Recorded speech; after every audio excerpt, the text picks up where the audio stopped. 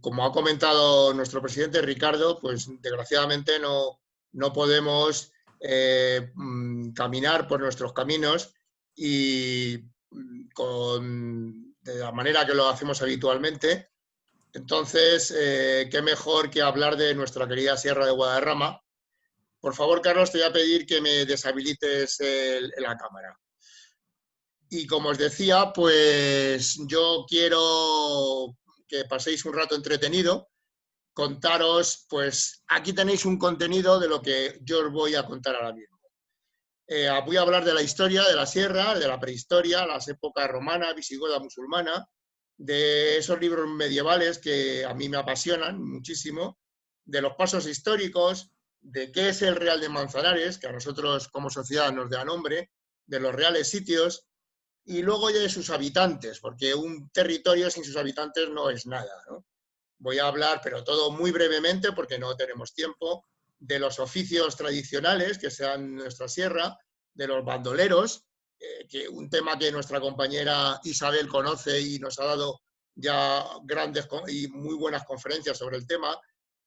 Y a mí otra cosa que me apasiona es los naturalistas y humanistas y las primeras instituciones de nuestra sierra. Y cómo no, yo soy montañero, soy esquiador, me gusta mucho la naturaleza y hacer deporte, pues de las asociaciones deportivas que han surgido dentro de Madrid, dentro de nuestra sierra, y con especial mención, porque sí, me gusta mucho el esquí y me gusta mucho la escalada. Luego voy a dar unas breves pinceladas de la geografía y la geología de nuestra sierra, del medio ambiente, como no hablar del Parque Nacional del Guadarrama, y por último, pues voy a poneros unas cuantas fotos de las excursiones y ascensiones que, en mi opinión, pues son más relevantes y que tienen más sentido hacer, ¿no? Lo primero que nos tenemos que preguntar es de dónde viene el nombre de nuestra sierra.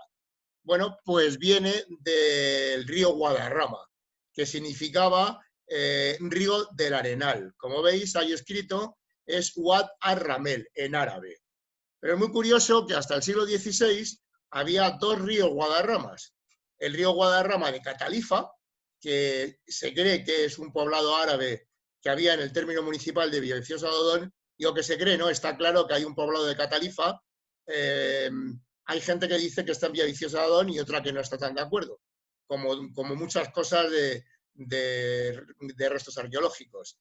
Y luego también el Guadarrama de Madrid, que es el Manzanares. Bueno, hasta el siglo XVI se hablaba así, luego ya se separó, por un lado, el Guadarrama que todos conocemos y el Manzanares. Está ocupada nuestra sierra desde hace muchísimos años, ¿no?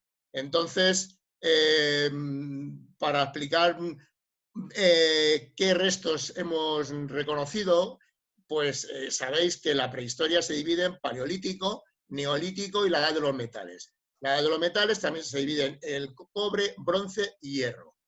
Pues vamos a ver de la prehistoria qué hemos encontrado en nuestra sierra. Bueno, pues del paleolítico tenemos restos en la cueva del Reguerillo. En la cueva del Reguerillo se han encontrado pinturas, cerámicas y dientes de oso de las cavernas. La cueva del Reguerillo es la más grande de toda la Comunidad de Madrid. A mí me apasiona, otra de mis pasiones ha sido la espeleología, aunque ya no lo es tanto porque la edad no perdona y es un deporte muy duro. Bueno, pero para contar así muy brevemente cosas de la cueva del Reguerillo, tiene, como digo, la más grande, tiene un desarrollo de unos 10 kilómetros. Esta es la topografía de la cueva, tiene 3 pisos y es una cueva que desgraciadamente ahora está cerrada porque,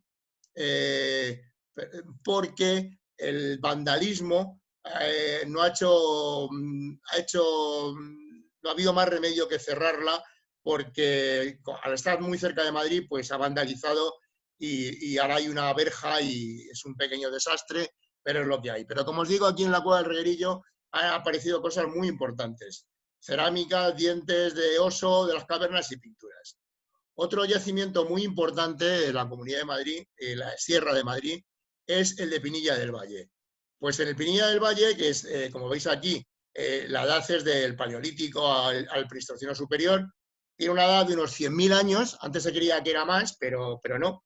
En los últimos datos nos hablan de una edad de unos 100.000 años, fue descubierto en el 1979 y han aparecido numerosos fósiles, pero muchos, muchos fósiles, porque se cree que era un cubil de hienas. Entonces las hienas pues se suelen llevar lo que cazan a comérselo dentro de la cueva. Entonces, por eso se han acumulado ahí tanto, y también porque es una zona kárstica, es una zona de cuevas, donde los restos fósiles se conservan mucho mejor que a la intemperie. Y pues, como os digo, han aparecido muchos fósiles, han aparecido utensilios óseos y líticos, y importantísimo, 4 dientes de una niña neandertal. Los yacimientos más antiguos son los que veis ahí, el abrigo de Navalmorillo y la cueva de la Buena Pinta. Este es uno de los donde han aparecido restos. Y os aconsejo, hicimos una salida con camineros, que el que no lo conozca, pues vaya a ver el yacimiento de Estipinilla del Valle, porque merece mucho la pena ir a la visita guiada. En el Neolítico no hay restos en la Sierra de Guadarrama, o no se han encontrado, y ya en el Calcolítico Bronce, pues se descubrió en el 1934 un dolmen que se llama de Entretérminos, porque está entre el término municipal de Collado Villalba y de Alpedrete. Esto es lo que queda ahí, el solar que ocupó el dolmen, y esto es una representación de cómo debería ser. Esto es un dolmen que hay en Gerona, y es muy posible que el dolmen del Entretérminos fuera algo muy parecido a esto. Aquí se encontraron bastantes restos arqueológicos. Estos restos se conservan, cerámica y restos de lascas, de bastantes cosas muy interesantes, pues se conservan en el Museo de los Orígenes de Madrid. Es un museo también interesantísimo, que os recomiendo que vayáis a verlo, porque merece mucho la pena. Del bronce, de la edad del bronce, pues ha descubierto lo que se llama el túmulo de las Vegas del Samburien en el Boalo. La realidad es esta, pero debía ser algo también muy parecido a este túmulo que existe actualmente en Italia. También del bronce antiguo existen varios restos, como el abrigo de los aljibes en Manzanares el Real, al que también camineros lo hemos visitado. Este abrigo está cerrado con una puerta, pero desde la puerta se ven, esto es lo que se ve, y ahí hay unas pinturas de esa edad que podéis ver ahí, entre 3.000 y 1.900 años antes de Cristo. Bueno, otra de esta época, tenemos algo muy cerquita, a los que somos de Torrelodones o de Hoyo, de Galapagar, que es el abrigo de la cueva de Torrelodones. Aquí también, como veis, hay unas pinturas, son unas pinturas bastante controvertidas. Hay teorías que dicen que son relativamente actuales y otras que dicen que son realmente de esta época, del bronce antiguo. Yo no lo sé, porque una vez leo una cosa y al cabo de poco tiempo leo otra. No sé ahora mismo cuál es la teoría que está más en auge. Bueno, también han aparecido restos prehistóricos en Galapagar, en Collado Villalba, Alpedrete y en el Escorial. De la Edad del Hierro, lo más importante es el Cerro de la Oliva en Patones. También está muy cerca del Reguerillo, de la cueva del Reguerillo. Este Cerro de la Oliva estuvo muchos años ocupado. Los romanos también pasaron por allí y es un yacimiento también interesantísimo. Y ya pasamos a la época romana. Tengo que ir muy deprisa porque tenemos el tiempo que tenemos. Y en la época romana pues tenemos el yacimiento de Miacun, que también hay controversia. Hay arqueólogos que dicen que está en la Casa de Campo, otros dicen que está en Las Rozas, en Collado Villalba, en Collado Mediano. Veis aquí que ya los romanos, pues como todo el mundo sabe, fueron unos grandes artistas de los caminos y nos legaron Antonino un itinerario, el itinerario de Antonino, que era pues un inventario de caminos, un inventario de los que había en la península. Pues la vía 24 es la famosa calzada romana que todos conocemos, que viene desde Titulcia, Galapagar, Cercedilla, y pasa al otro lado de la sierra, la vertiente segoviana. Bueno, seguro que Asterix y Obelix vinieron por aquí a sus aventuras. Bueno, de la época romana tenemos más restos. Tenemos el beneficio en Collado Mediano del siglo II, que se cree que era una... Hay gente que habla que esto era Miacun, yo creo que no, por lo que he leído últimamente, sino que era como una posada, ¿no? Monasterio en San Lorenzo del Escorial, existe un gran yacimiento romano, visigodo y musulmán, luego hablaré un poquito más de él. San Yago en Galapagar, se han encontrado inscripciones romanas, y en Cercedilla y en Galapagar se han encontrado miliarios. Esto es el Palacio de Monasterio, al que los camineros solemos ir para reivindicar un camino que a veces se cierra por ahí. Este edificio es mucho más actual, es de la época de la reina católica, dicen que aquí pasó una noche o algunas noches, está bastante perjudicado, pero afortunadamente lo poco que queda se ha restaurado hace poco. Yo participé en este trabajo y creo que se ha hecho un gran trabajo. Uno de los grandes problemas eran las cigüeñas. A las cigüeñas se les ha puesto aquí un alambre para que no puedan anidar, aunque creo que han vuelto a anidar porque las tías son budistas, pero se le puso otro sitio para que hicieran los nidos fuera del palacio, porque las cigüeñas, los nidos son muy bonitos, pero la verdad es que causan muchísimos daños en los edificios. Este es el miliario de Galapagar, que también se puede visitar. Está actualmente en el centro de mayores de la Plaza Mayor de Galapagar. Es un miliario precioso. Miliario pues era como nuestros puntos kilométricos. Y bueno, ya pasamos a la época visigoda, de las que tenemos bastantes restos en nuestra sierra. En el siglo V pues llegan ya los pueblos germanos y tenemos bastantes necrópolis, donde los visigodos pues enterraban a sus muertos, ¿no? Entonces, en la parte segoviana de la Sierra de Guadarrama, pues tenemos la necrópolis de Espirdo, Madronas, Ventosilla y Tejedilla, y la vertiente de norte, pues la de Manzanares el Real, Cerceda, Cercedilla, Colmenar Viejo y Hoyo de Manzanares. Bueno, pues esto es el área excavada en Navalvillar de un gran equipo de arqueólogos con los que colaboramos nosotros muchos, luego os hablaré más de ellos. Es el equipo de arqueología, y esta es la necrópolis de la ermita de la Virgen de los Remedios en Colmenar, que también os aconsejo que vayáis a verlo porque tiene unas vistas preciosas y la necrópolis es impresionante. Y cómo no voy a hablar de la necrópolis que hay en donde yo vivo, en Hoyo Manzanares. Pues es Colmenar del Follo, la ermita de Santa Ana. Esto es de la época de visigoda. Aquí había una ermita y esta es Charo Gómez del equipo A, una gran divulgadora. Nos ha ayudado mucho en muchas de las rutas que hacemos en Camineros, y en Hoyo de Manzanares su labor ha sido fundamental. Esto es una de las tumbas que hay excavadas en roca en el yacimiento Hoyo de Manzanares, y esto es cómo se ha musealizado el yacimiento, se puede visitar, y también os recomiendo que vengáis a la Cabilda a ver nuestro yacimiento visigodo, que es una auténtica maravilla. Y qué decir de las vistas que hay.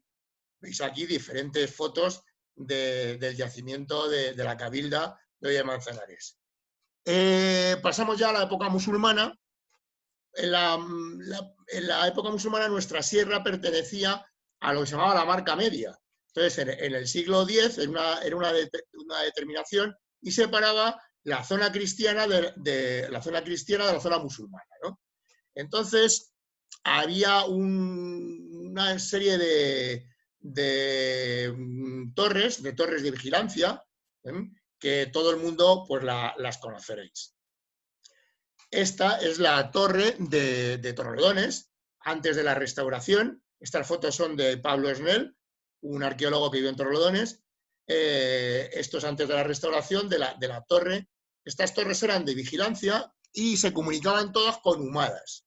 Esta es la atalaya de la Torrecilla, en Hoyo Manzanares, que desgraciadamente está en terreno militar y no se puede visitar. Queda muy poquito, esto es muy bajito, lo que queda en Torrelodones, pero se comunicaba la de Torrelodones, se comunicaba con la de Hoyo. Y esta es otra atalaya también del mismo sistema defensivo, que era de Venturada. Había caminos musulmanes. Utilizaron, por supuesto, los romanos, los caminos que hicieron los romanos, y luego hicieron otros, también nuevos, ¿no? Veis aquí en rojo, pues algunos de los caminos que hicieron los musulmanes. Este es el camino de las Almenaras, que unía, como veis, Galapagar, pasando por Hoyo y Colmenar. Y este es el camino de Balat Umaid, que luego también me referiré a él. El camino de las Almenaras tiene unos restos súper interesantes, que también han sido objeto de varias excursiones nuestras de camineros. El puente del Pasadero en Navalamella, esta foto es antes de su restauración, porque se restauró hace cosa de 3 o 4 años, creo, porque pasa el tiempo volando, y es un sitio maravilloso al que os recomiendo que vayáis, el río Perales. Algún día volveremos, porque digo como camineros, porque merece muchísimo la pena la excursión. Luego tenemos el puente de Alcanzorla, que está en Galapagar, muy cerquita, en el río Guadarrama. También un puente fantástico, precioso, que aunque no comunica nada. Y luego tenemos el puente, digo que no comunica nada porque al otro lado o sea, en esta parte del puente no hay ningún camino, es una finca privada y no se puede pasar. Pero aquí sí que se puede llegar porque es un camino público. Y luego, por último, el camino de los puentes más importantes del camino musulmán, tenemos el del Grajal. Esto es el puerto del río Manzanares, entre Hoyo y Colmenar. Un puente precioso. Los coches pasan por aquí, pero este puente está muy bien conservado y es una auténtica maravilla.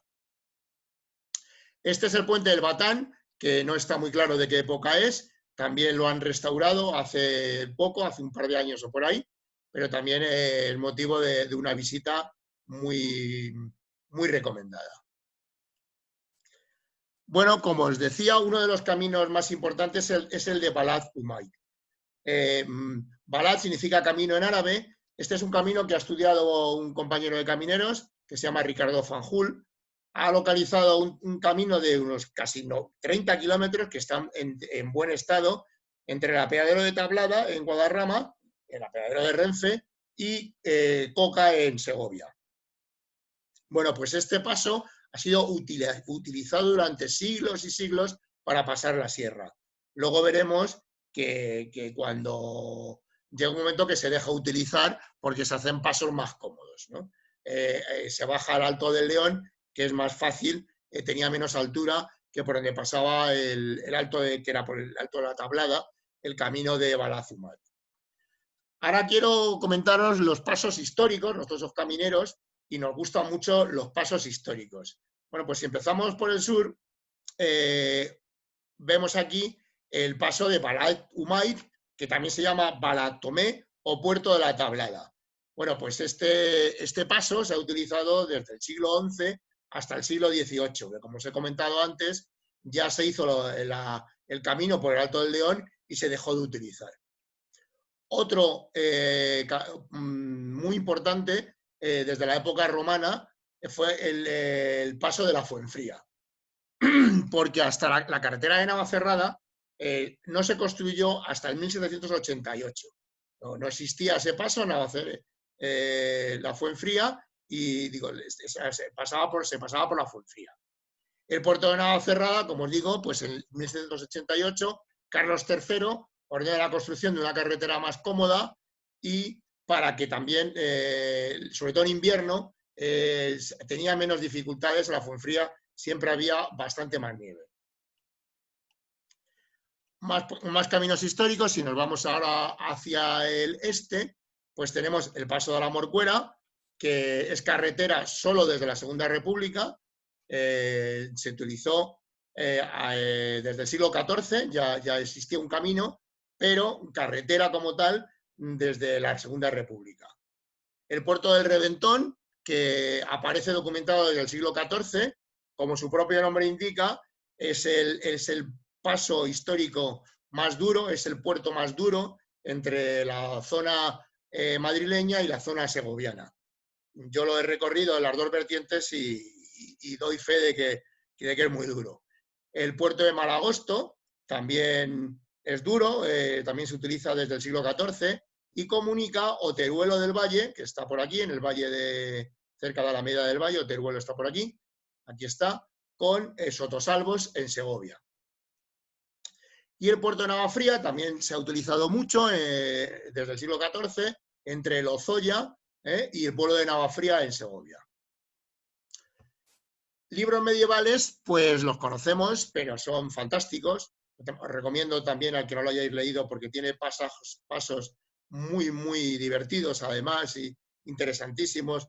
Lo describe muy bien la sierra. Bueno, pues tenemos el libro de la Montería de Alfonso XI y también el libro de Buen Amor del arcipreste de Hita. El arcipreste de Hita narra un paso una cosa muy graciosa en el puerto de Malagosto. Habla de la chata resia, que era la que ejercía el portazgo. El portazgo era el peaje de esa época. Entonces, el arcipreste de Hita no quería pagar, se intentó escaquear, como diríamos ahora, del pago, y la chata resia le fue a por él, le cogió del cuello y le hizo pagar.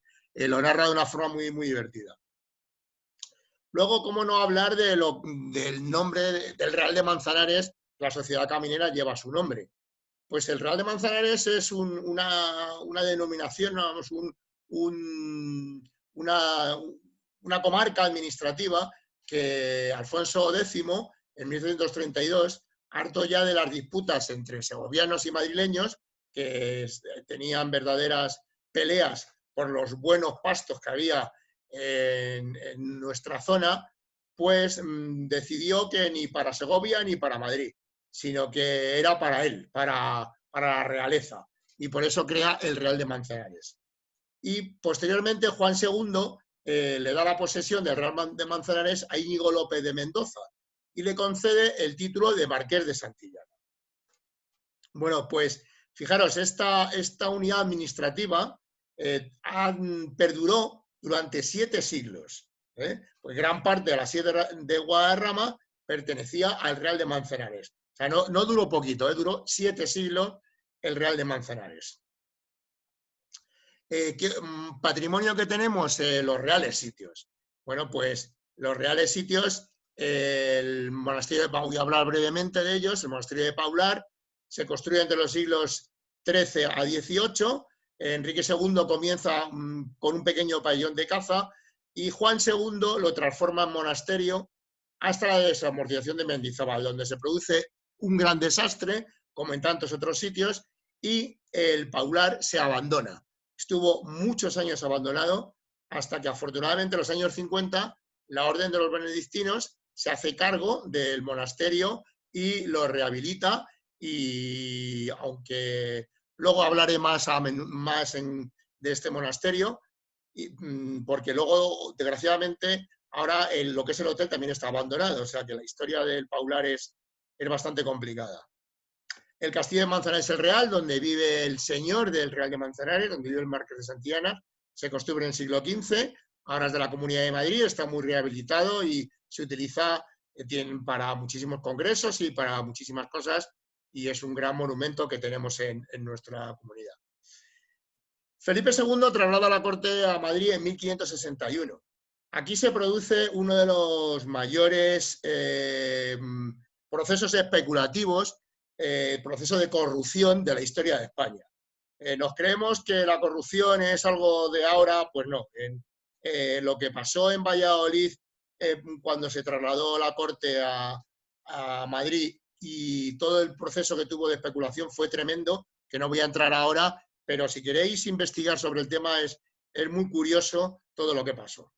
Entonces, claro, Felipe II tenía que tener tenía que construir algo él, y construye nada menos que el maravilloso monasterio del Escorial, que lo manda a construir entre 1563 y 1584. Por supuesto, os recomiendo que vayáis al Escorial y que habléis con nuestro compañero Jesús, que es guía del Escorial y es fantástico, es una maravilla hacer la visita con él.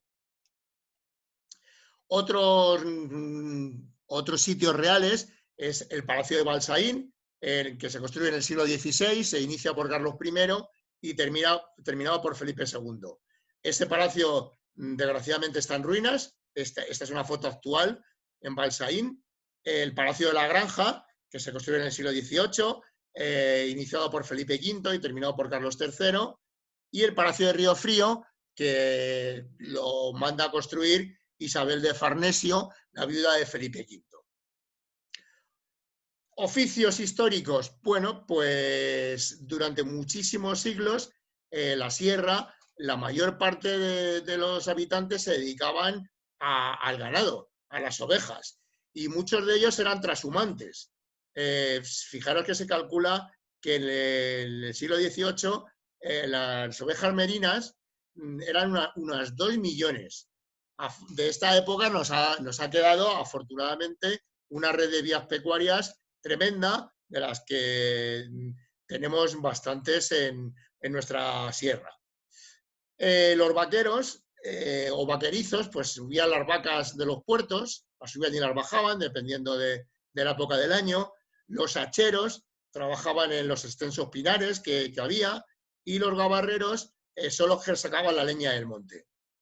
Otro oficio histórico era el carboneo, también durante muchos siglos de gran actividad, que también era bastante perjudicial para los bosques. Entonces, bueno, pues había gente que se dedicaba a esto, dormía ahí por la noche, era un proceso que supongo que conocéis, el del carboneo, que tenían que estar muy pendientes para conseguir el carbón. Otro oficio histórico y que creó bastantes fortunas eran los pozos de nieve. El famoso ventisquero de la condesa sirvió para que esa condesa, no sé cómo se llama, no me acuerdo ahora, ganara muchísimo dinero. Entonces, bueno, pues la nieve se acumulaba, se prensaba, se ponía capas de paja para que se hiciera hielo, y eso luego con carretas pues se bajaba a Madrid, fundamentalmente, se bajaba al Escorial, y bueno, pues dio trabajo a bastante gente el hielo, los pozos de nieve. Otro oficio histórico de nuestra sierra es el de los canteros. En todos nuestros pueblos ha habido canteros durante muchos años, ha dado de comer a muchísima gente, pero claro, había cierto descontrol, cada uno hacía la cantera donde más o menos le venía en gana, y cuando la Comunidad de Madrid pues no tuvo más remedio que cerrar la inmensa mayoría de las canteras. Hay alguna cantera abierta todavía de granito en Cabeza de los Vidrios, hay otra por Bustar Viejo o Navalmanco, vamos, la inmensa mayoría, todas las que se abrían así de forma irregular, pues se cerraron hace ya bastantes años. Esto ya era no un oficio, sino algo curioso, eran los bandoleros. Nuestra sierra era un sitio muy, muy peligroso, peligrosísimo. Lo más normal es que si pasabas por ahí, pues te encontraras a un señor de estos. Isabel, como os he contado al principio, ya nos dio una charla sobre bandoleros, pero era un tema muy, muy preocupante el poder atravesar la sierra, porque había bandoleros míticos como estos y otros que no los conocía nadie, pero que también actuaban y era peligroso. Y ya vamos a pasar a los naturalistas. Cuando en la Ilustración, como tantas otras cosas, se desarrollan un amor por la naturaleza que llega a crear pues museos, llega a crear el Jardín Botánico, pues por deseo de Fernando VI se crea el Jardín Botánico de Madrid, y un geólogo, un señor que se llama William Bolles, en el 1705, pues ya empieza a estudiar la geología, los paisajes de la Sierra de Guadarrama. En 1771, Carlos III impulsa el Gabinete de Historia Natural, que es el origen del actual Museo de Ciencias. Y trabajan en la sierra pues, naturalistas muy importantes como Andrés Ketterling, Agustín de Laplans, Pedro Franque Dávila, Casimiro Gómez y un montón de gente muy, muy interesante. La guerra de la independencia y los gobiernos absolutistas de Fernando VII, como tantas otras cosas, este rey nefasto para nuestra historia, pues frenaron en seco todos los estudios y todos los avances científicos y de todo tipo que se habían producido. Cuando muere este señor, Fernando VII, en 1833, pues se vuelve otra vez a estudiar el Guadarrama. En el 1849 se da un paso muy importante con la creación de la Comisión del Mapa Geológico de España, que se divide en varias secciones, como veis ahí, geología, paleontología, geografía, etc. Un naturalista importantísimo para nuestra sierra es don Casiano de Prado. Yo les llamo don porque tengo una admiración por ellos que no tiene límites. Bueno, pues Casiano de Prado crea la Comisión del Mapa Geológico de España y publica un libro que es fantástico, que le podéis comprar, hay una edición actual que os la recomiendo, que se llama Descripción Física y Geológica de la Provincia de Madrid, del 1864. Es un libro maravilloso, la verdad. Pues fijaros, este señor se tiró 3 años en la cárcel por leer libros prohibidos y por hacer estudios de campo.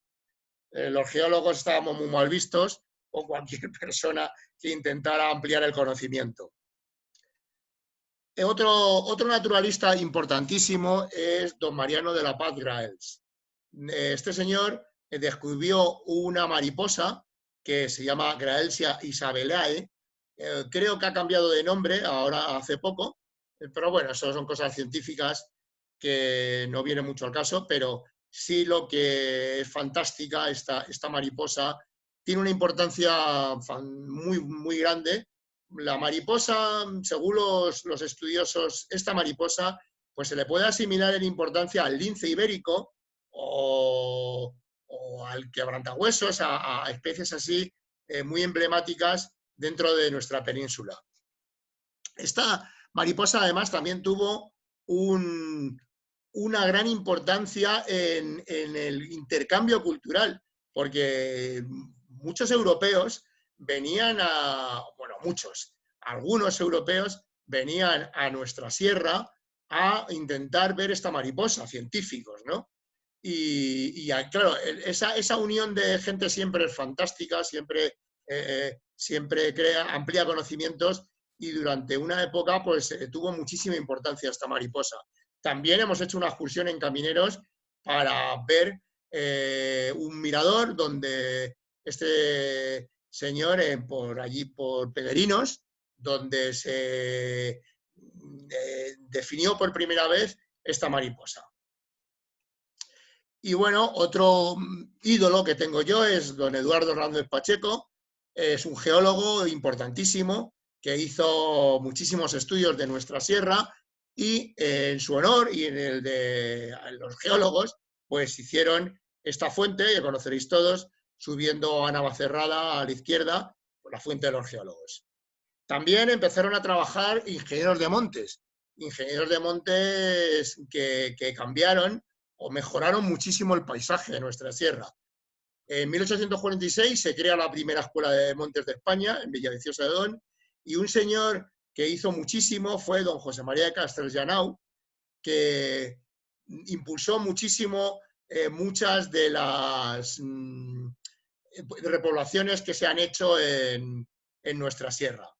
Por favor, mirar, ahí tengo unos cuantos datos. En 1877 se repuebla el Valle de Lozoya, en el 1892 Navafría, en 1903 Cercedilla y Navacerrada, y en el siglo XX pues hubo nuevas repoblaciones en La Pediza, La Najarra, etcétera, etcétera, etcétera. El bosque que tenemos actualmente pues es el fruto de un bosque mixto entre el bosque natural y las grandes repoblaciones que se han hecho, ¿no? Empiezan a aparecer sociedades científicas que dan un impulso tremendo a nuestra sierra. Pues en 1871 se crea la Sociedad Española de Historia Natural, que todavía existe. Esa sociedad existe, yo he pertenecido a ella durante una época y es, bueno, pues como he escrito aquí, la cuna intelectual de la más grande generación de investigadores. Yo creo que nunca ha habido una época tan maravillosa como la que voy a relatar ahora. Yo me apasiono con esta época, pero es que se lo merecen. En 1886 se crea la Sociedad para el Estudio del Guadarrama, En 1907, la Junta para la Ampliación de Estudios, su presidente nada menos que Santiago Ramón y Cajal, y de esta Junta para la Ampliación de Estudios, pues tiene lugar, se empieza a dividir y se crea el Centro de Estudios Históricos, la Residencia de Estudiantes, como sabéis, tan importantísima, el Instituto Nacional de Ciencias Físico-Naturales, y en 1911 se crea la Estación de Biología Alpina del Guadarrama. Este edificio que tenéis aquí todavía existe, y durante muchísimos años vinieron científicos de toda Europa y dormían y convivían aquí. Yo daría algo por haber estado en esa época aquí, la verdad. Y ya paso a lo que ya, si lo otro me apasiona, esto ya me dan ganas de hacer la ola. Para mí la Institución Libre de Enseñanza es de las mejores cosas que se han creado en España, por no decir la mejor. Bueno, pues fue fundada en 1876 por un grupo de catedráticos, entre los que se encontraba don Francisco Giner de los Ríos, y entonces se convirtió en un núcleo de saber de todo tipo de ciencias, todo tipo de humanistas, y la Institución Libre de Enseñanza, una de las características que tenía es que venían a la sierra con los chavales, con los chicos, y pasaban noches durmiendo venían a Villalba, subían hasta Cotos y luego bajaban a Rascafría. Entonces era una enseñanza fantástica. Bueno, entonces, dentro de la Institución Libre de Enseñanza tenemos a otro gran humanista, que es don Bartolomé Cosío. Este hombre hizo de todo, era abogado, pero se dedicaba a estudiar también la naturaleza, era una persona impresionante. Afortunadamente, algo de gratitud tenemos, y el refugio Giner, este que está en la Pedriza, pues lleva su nombre muy merecidamente. Y la fuente de Cosío, que está en la Morcuera, bajando desde la Morcuera a Rascafría a la izquierda, pues también lleva su nombre, aunque yo creo que es muy escaso el reconocimiento para las personalidades tan fantásticas que eran ellos.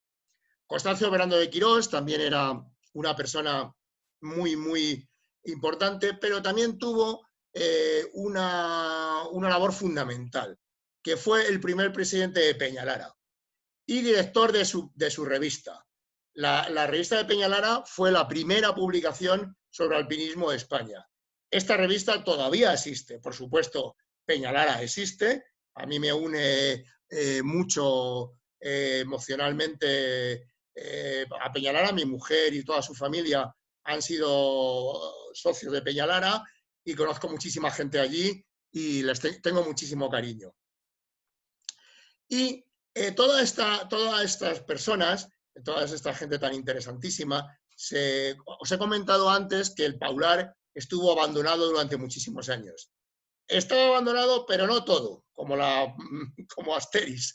Ahí se creó una fonda, una señora que se llamaba La Justa, dentro de esas ruinas habilitó unas cuantas habitaciones y daba de comer a pintores, a escritores, pero fijaros, estamos hablando de Antonio Machado, de Pío Baroja, de Amón de Espidal, o sea, por la fonda La Justa del Paular está documentado que pasó gente absolutamente impresionante.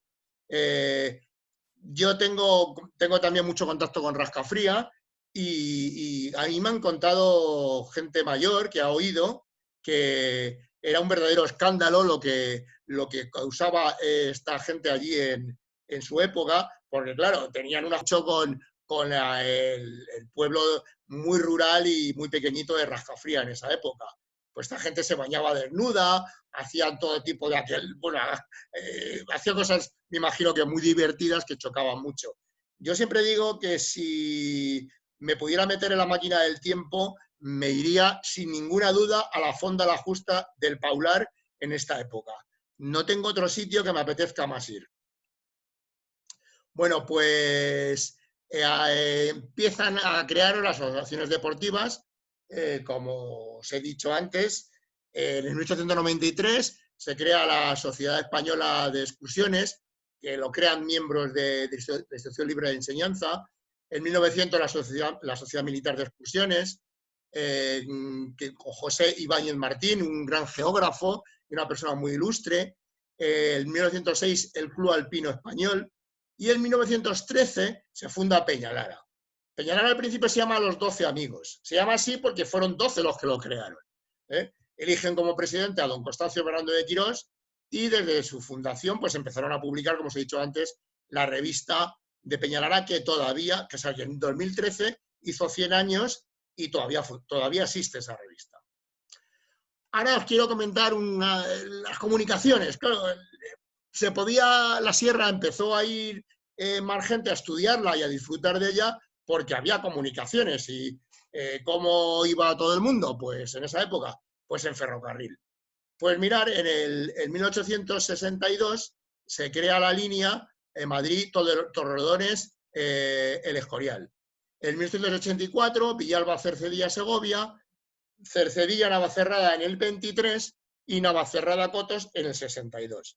Aquí veis una foto de nuestro querido funicular, que creo que todos le tenemos muchísimo cariño.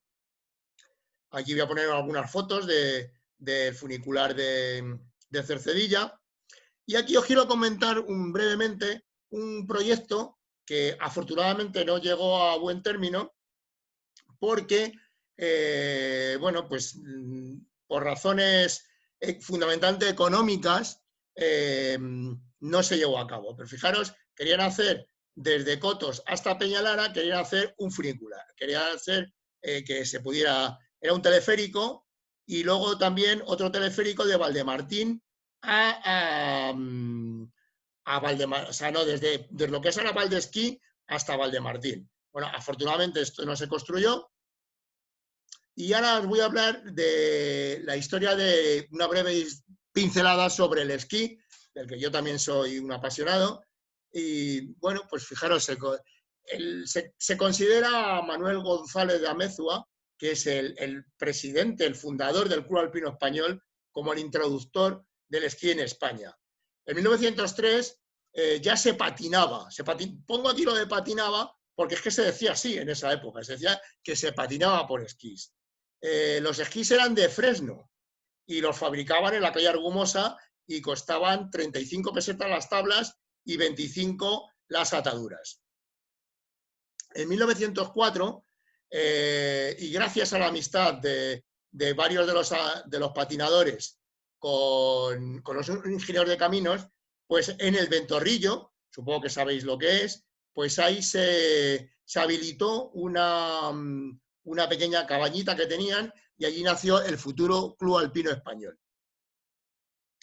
Entonces, a primeros de siglo, ya vecinos de Cercedilla ya subían a lomos de caballerías hasta el Ventorrillo y el puerto los que empezaban a esquiar.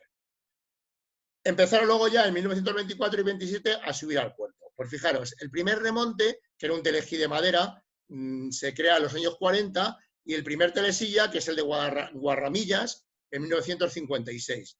Valcoto se inaugura en 1969, en 1998 se desmantela y Valdesquí en 1972.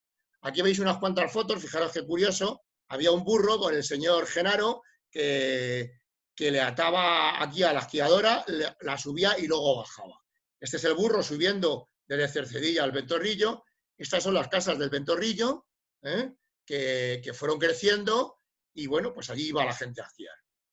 En el puerto de Navacerrada, este es el propio puerto, o sea, el propio puerto, esta casa sigue existiendo todavía y aquí es donde está Venta Arias. Esta es donde está la bola, que luego hablaremos de ella. Bueno, esto son los Cogorros, el camino de 7 picos, más fotos de la época, fotos muy bonitas para mi gusto. Fijaros, la gente además iba a esquiar pues vestida casi de domingo. Esto es por donde está ahora la estación. Fotos de los remontes, como os he comentado antes, las fotos son los remontes, el primero era de madera. Este es el primer telesilla que se hizo, que era de 1. Aquí había una cafetería arriba del todo que se llamaba Bar Dos Castillas. Para los que somos ya mayorcitos nos acordaremos. Y este era el trampolín del escaparate, que ya tampoco existe, lo desmantelaron hace bastante años. Otra cosa muy curiosa referente al esquí es la existencia del batallón alpino, que se creó en 1936 por el Partido Comunista, reúne entre 600 y 1000 hombres, muchos de ellos eran jóvenes esquiadores y montañeros, de las propias sociedades deportivas que hemos hablado, de Peñalara, del Club Alpino, y bueno, pues pasaban los inviernos por ahí arriba durante la guerra y debían pasar bastante frío los hombres. A mí me hace mucha gracia la indumentaria que llevaban porque iban vestidos de rusos. Entonces, tiene su gracia. Hay una fuente allí, también hicimos una excursión en camineros para ver esta fuente y estos paisajes que se sale desde Cotos. Es un sitio muy bonito. Hay un sendero que se llama el Sendero del Batallón Alpino. La escalada, pues fijaros, parece ser que la primera vez que se subió al Yelmo es una pared emblemática de la Pedriza, fue en el 1864 por Casiano de Prado. Constancio Fernández de Quirós y Juan de Almeda en 1908. Y Zabala, el del refugio, hay un refugio que se llama así, el refugio de Zabala, Aguilera y Pras, en 1912, ya parece ser que utilizan lo que llaman ellos cuerda alpina. O sea que ya se aseguraban con una cuerda. Ahora os voy a comentar también brevemente algo de un poquito de geografía. Por la Sierra de Guadarrama es una alineación montañesa que pertenece al sistema central, que está situada entre Gredos y ahí la Sierra de Illón. Tiene dos direcciones, se extiende con una dirección sureste-noroeste y pertenece a las provincias de Madrid, Segovia y Ávila. La longitud es de unos 80 kilómetros y el pico más alto, como todos sabemos, es Peñalara. Hace división entre las cuencas del Duero al noreste y del Tajo al sureste. Estas son las alineaciones más importantes que os he dicho, la alineación principal que hace el límite entre Madrid y Segovia, la zona sur, la zona norte, Gredos, Puerto Navacerrada, Montes Carpetanos, etc. No me puedo detener, pero como veis, tienen una alineación así. O sea que van desde el noreste hacia el suroeste. Los 10 picos más altos de Peñalara pues son el Peñalara, Risco Claveles, Cabezas de Hierro, etcétera, hasta Peñalinderas. El más alto es Peñalara con 2.428 y Peñalinderas tiene 2.107. Son picos modestos para los que nos gusta la montaña, pero bueno, tienen mucho encanto. Para hablar de la geología, pues muy brevemente, contaros que se ha formado en dos fases. La primera durante el Paleozoico, hace unos 350 millones de años, y la segunda durante el Terciario, hace unos 40 millones de años. Es la orogenia alpina, es la misma que provoca que se formen los Pirineos, los Alpes, el Himalaya, los Andes y muchísimas de las cadenas que hay ahora mismo en la Tierra. Bueno, hay una serie de fallas que han dado lugar a una serie de bloques levantados que se llaman Horst y Graben, son bloques hundidos. Una de estas fallas es la famosa falla de Torrelodones, que también hemos hablado, y Pilar Lacasta nos dio una conferencia muy interesante sobre el tema. La mayor parte de las rocas que hay en la Sierra de Guadarrama pues son plutónicas, también hay rocas metamórficas y también sedimentarias. Pero la inmensa mayoría de las rocas pues son rocas graníticas y rocas gneiss, etc. Bueno, otra cosa importante dentro de Guadarrama, aunque parezca que no lo hay, pero sí hay restos glaciares. Ha habido varios estudios de la Universidad Complutense, bueno, pues han llegado a esas conclusiones que veis aquí en estas fotos, pues hay restos glaciares de 20.000 años, de 16.000 y otro de 16.000. La laguna hay bastantes. ¿Cuándo alcanzaron su máxima extensión? Pues hace unos 30.000 años. En Peñalara bajaba un glaciar y tendría unos espesores de hielo de hasta 100 metros, que no está nada mal. No está nada mal 100 metros de espesor. La temperatura, claro, tenía que haber una temperatura muchísimo más baja que ahora. Pues se calcula que era de media unos 9 grados inferior al actual. El Parque Nacional del Guadarrama, como sabéis, se ha creado hace muy poco, en el 2013, pero también en nuestros antepasados pues lo intentaron. No es algo que se nos haya ocurrido a nosotros. En 1916 se inicia ya en España el proceso de declarar parques nacionales para intentar proteger determinadas zonas que tuvieran interés. En 1918 se excluyó a la Sierra, aunque ya se había intentado, y se optó por Covadonga y Ordesa solamente. En 1923, el periódico El Sol realiza una campaña a favor de la creación de la sierra como parque nacional, con la Asociación Peñalara y con don Leonardo Díaz Pacheco, abanderados de esta propuesta. Bueno, como veis, pues durante muchos años, luego en el 30, en el 64, en el 71, durante muchos años se intentó que el Guadarrama tuviera un parque nacional. En el 2001, bueno, en el 1999, ya muy cerquita nuestra, pues el Ministerio de Medio Ambiente retoma el proyecto de Parque Nacional. Del 2001 al 2006 se hacen muchísimos estudios técnicos, en el 2012 se aprueba la propuesta y la ley que crea el Parque Nacional es del 7 del 2013. Es el 15º del país, de España en antigüedad, y es el 4º en extensión. Aunque es de los, yo creo que ahora ya es el más visitado. Bueno, pues en el Parque Nacional, por supuesto que hay muchísimos factores que obligan a protegerlo y que fueron los que generaron que se declararan Parque Nacional. Pues hay desde pinares fantásticos, hay, como he hablado antes, paisajes singulares de origen glaciar y periglaciar, hay humedales, hay lagunas, hay águila imperial, hay buite negro, hay cigüeña negra, y además también tiene un patrimonio cultural, educativo y científico enorme, como hemos podido ver en esta charla, que no lo hemos descubierto nosotros, sino hace mucho tiempo que se descubrió que es un sitio con muchísimo interés. Bueno, pues ya por último, porque si no creo que ya me pasaría, os voy a poner unas cuantas fotos. Bueno, esto veis es Peñalinderas, que tiene 2.107 metros, entre la Pedriza y la Cuerda Larga.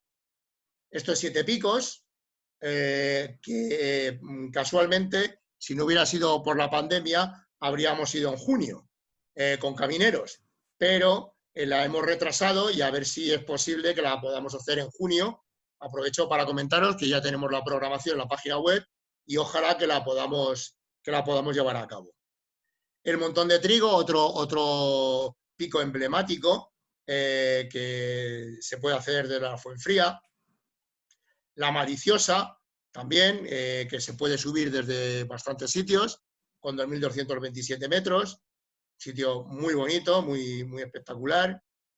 Y el Alto de las Guadarramillas. Bueno, pues aquí aprovecho, los que hayáis ido conmigo alguna vez a alguna excursión de la zona, me gusta siempre hacer una encuesta y también os la voy a lanzar ahora.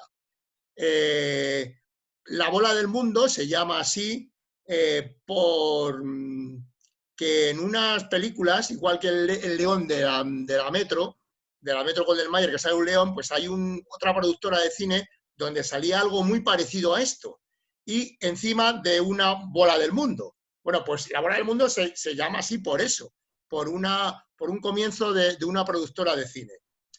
Pero, como sabéis, estos son instalaciones de televisión y que ya prácticamente no están operativas. Bueno, siguen funcionando, pero hay un proyecto de eliminarlas, de quitarlas de aquí. Es un tema que a mí me gusta mucho comentarlo y me gustaría que en el chat votarais, votarais qué pensáis que es mejor, que se dejara así o que se desmantelara. A favor, argumentos a favor, bueno, esto es patrimonio industrial y también es un referente del paisaje. Yo lo he conocido toda mi vida y supongo que la mayor parte de los que nos estamos oyendo ahora mismo, estamos aquí en esta charla, habrá gente que no lo ha visto también sin estas instalaciones, habrá opiniones de todo tipo y me encantaría que por el chat dierais vuestra opinión. Si hay que desmantelarlo o no hay que desmantelarlo. Valdemartín, también un sitio emblemático. El Risco de los Pájaros en Peñalara, también un sitio muy, muy, muy interesante que se sube desde la Laguna de los Pájaros. Cabezas de Hierro, aquí tenéis, hay dos picos que se llaman cabezas, esta es la cuerda larga. El Risco de Claveles,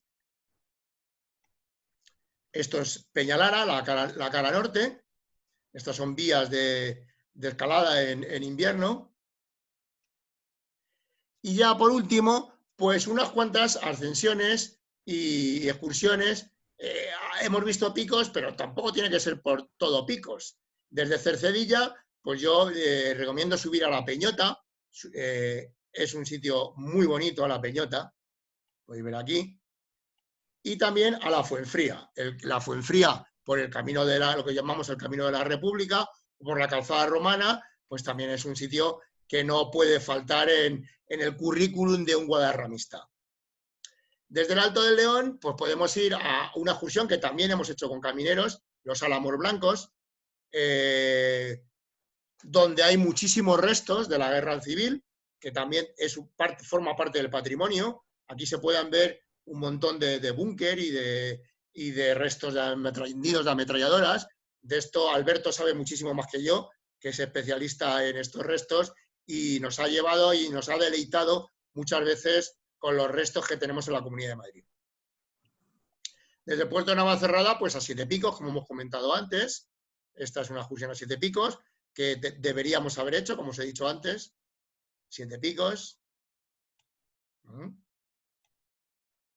Y la cuerda larga, pues se empieza en Navacerrada y acaba en La Morcuera.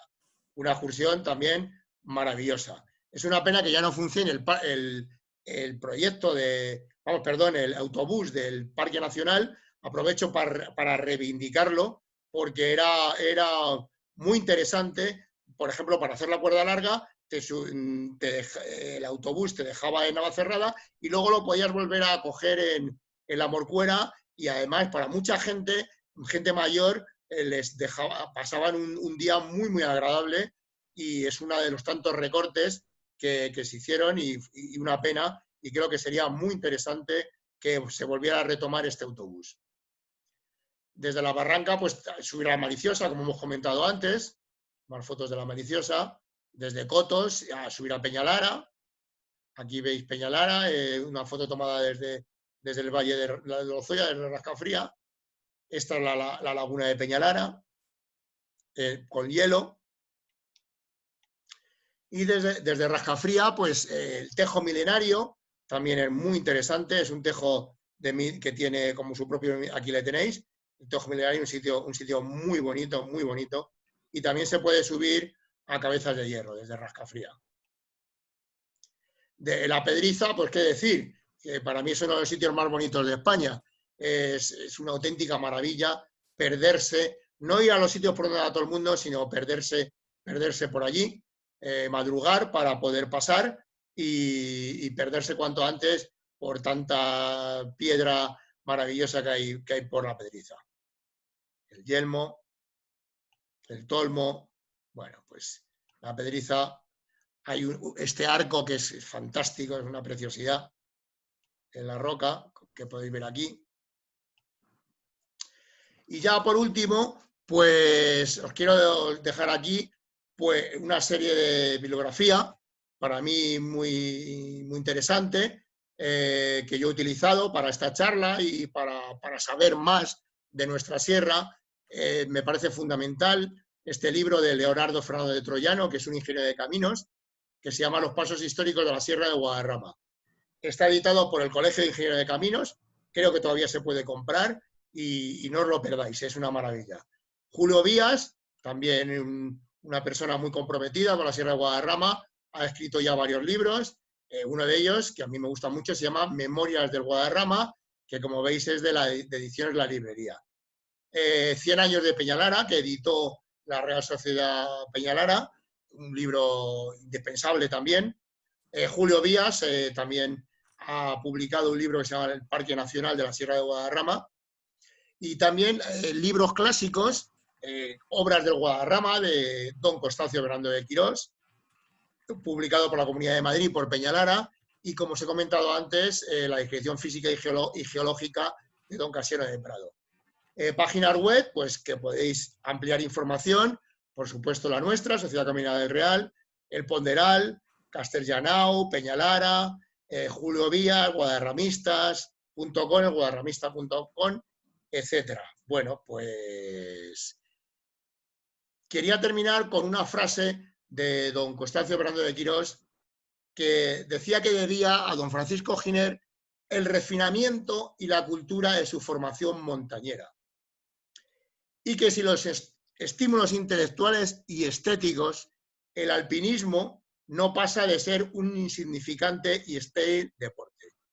Esto para mí son dos frases que condensan para mí lo que es la montaña.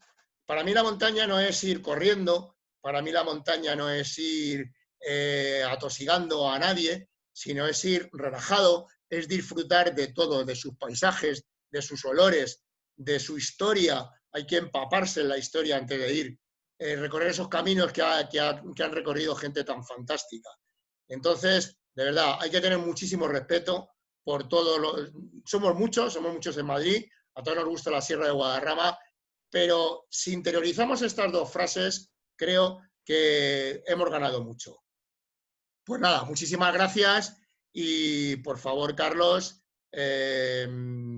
cuando quieras, si hay preguntas, pues me las pasas. Muchísimas gracias a todos y cuidaros mucho. Bueno, por mi parte creo que podemos, y en nombre de todos, le doy un aplauso a José Luis.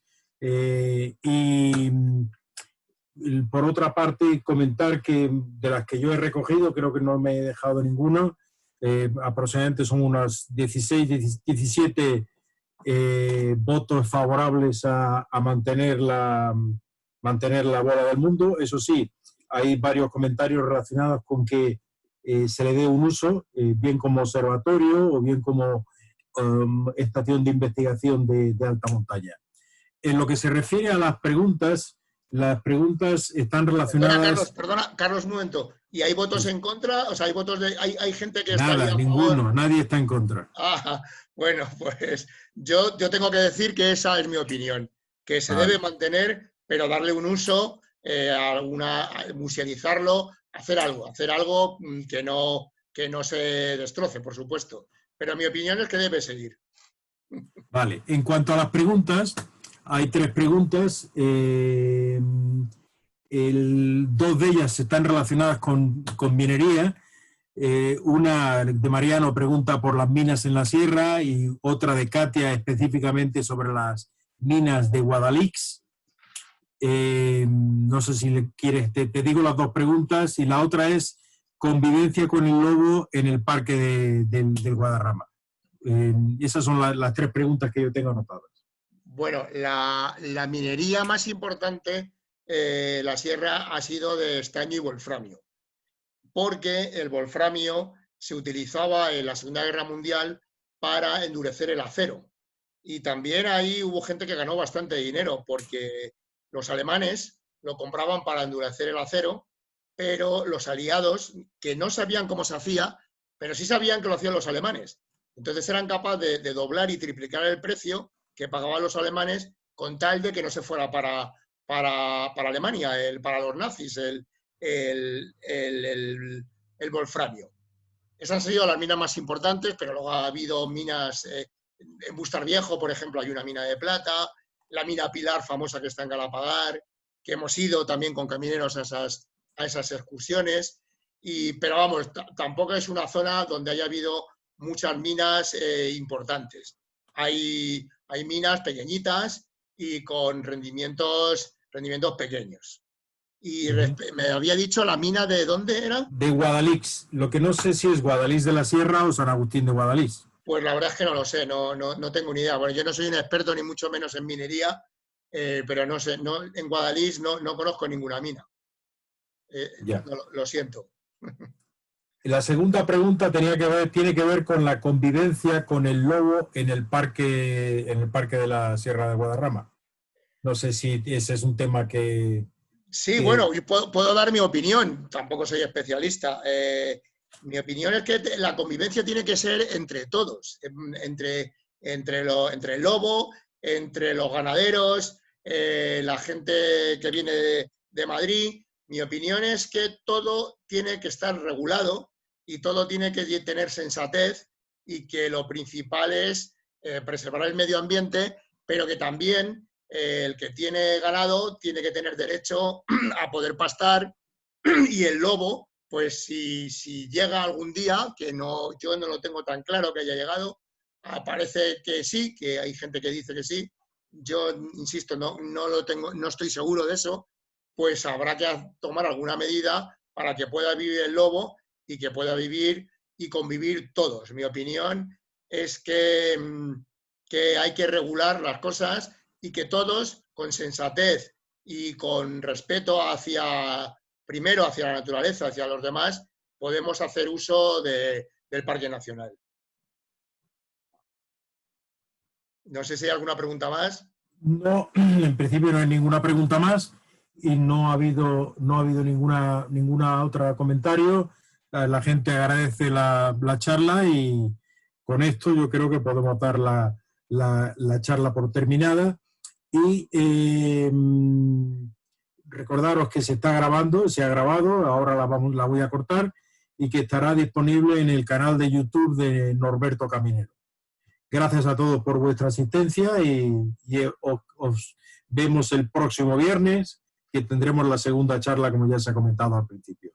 Gracias a todos. Pues nada, muchísimas gracias, Carlos, y muchísimas gracias a todos los asistentes y que nos veamos dentro de poco. Adiós y hasta la semana que viene.